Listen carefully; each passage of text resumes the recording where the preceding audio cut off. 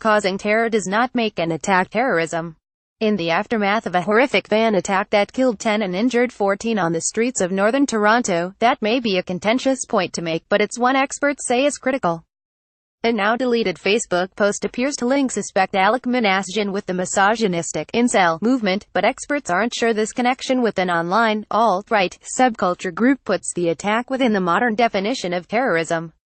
From the 2014 attack on Parliament Hill and the 2017 U-Haul rampage in Edmonton to the 2017 Quebec City mosque shooting and the tragedy earlier this week in North York, one of the first questions to emerge after an attack is whether it was an act of terrorism.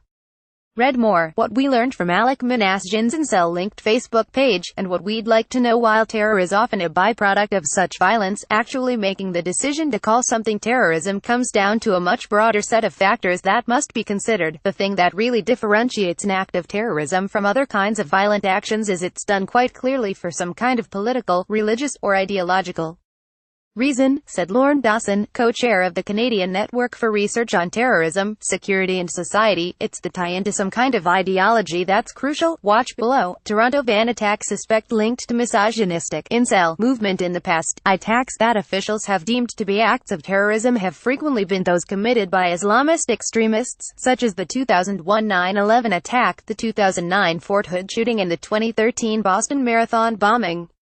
Read more. America since 9/11's timeline of attacks linked to the war on terror. Common thread, Dawson says, is the perpetrators have had clear and/or declared links to organized terrorist groups, such as Al-Qaeda or more recently, ISIS. The van attack suspect does appear to have published his praise of the incels on Facebook shortly before the attack took place. Some on Twitter have raised questions about why the attack is not being called an act of terrorism and whether associating with internet subcultures should count as an ideology. As outlined by Carleton University national security expert Stephanie Carvin in a recent column in the Globe and Mail, legal definitions for what constitutes terrorism are largely based around the understanding of terror as a political tool used by organized groups to achieve a specific goal. However, the rise of the alt-right and associated violent subcultures are presenting a growing challenge. Read more. So-called incels celebrate Toronto van attack, praise alleged driver Alec Manasjian. When an act is carried out in the name of a listed terrorist entity, such as Al-Qaeda or the Islamic State, prosecutors can easily point to a coherent set of ideas upon which a terrorism charge can be laid, Carvin noted in the column. However, when it comes to fringe movements and broad anti-government ideologies, prosecution becomes trickier. Watch below. Canadian politicians urged to keep distance from alt-right terrorism as a concept dates as far back as ancient times, but the modern understanding of the term came about in the 19th and early 20th centuries as it became more frequently employed as a tool by anarchist and anti-government groups in Europe. Since then, it has evolved to carry strict legal definitions in contemporary law. Under the Canadian Criminal Code, terrorism is defined as an act committed in whole or in part for a political, religious or ideological purpose, objective or cause, and that is done with the intent of intimidating the public or a segment of the public or compelling someone to do or refrain from doing something. Put simply, terrorism is an act that uses the creation of terror as a means to bring about an end goal identified under the ideology that inspired the attacker.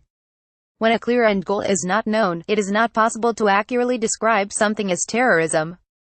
Watch below. BISNet spent hours on far-right websites defining what constitutes an identifiable ideology. Under the legal definition of terrorism often boils down to where an act fits along a continuum of factors that need to be considered, Dawson says.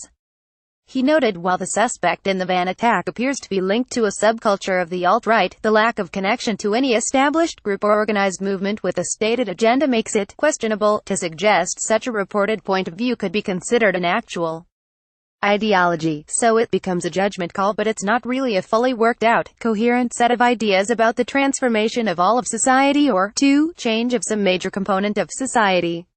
Dawson said, it's more an expression of grievance on the part of some group in society. It's an expression of grievance, of anger, of animosity, but it's not necessarily a full-scale ideology. Public Safety Minister Ralph Goodale and Prime Minister Justin Trudeau have said that based on the evidence they have now, there's no national security threat posed by the attack. As the investigation into the tragedy continues, more information is expected to come out that could reveal more details about the motivations behind the suspect.